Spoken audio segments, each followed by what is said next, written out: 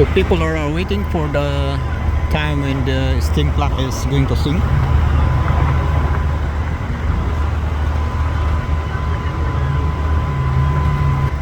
So this steam clock is 100% driven by the steam energy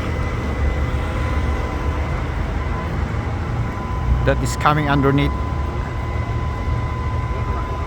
So this is one of the non-tourist attraction here in Gastown, Vancouver.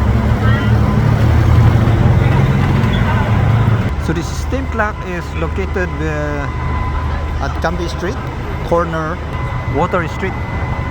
You will notice that this steam clock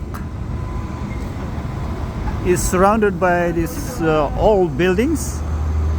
Most of these old buildings are heritage buildings that was built during the early 1900s. So most of the buildings here are more than 100 years old.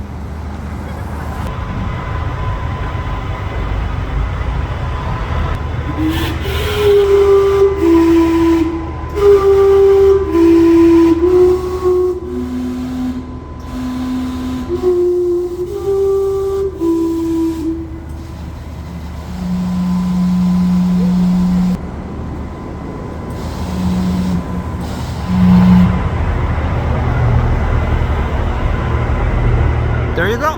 Now you heard it.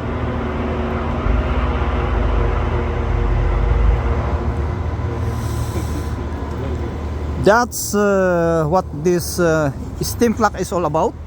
That's why it's so famous. That this is one of the main attraction of this place. They call this the Gastown.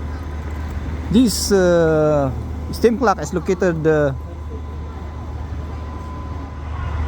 here in Cambie Street, corner Waterfront Street.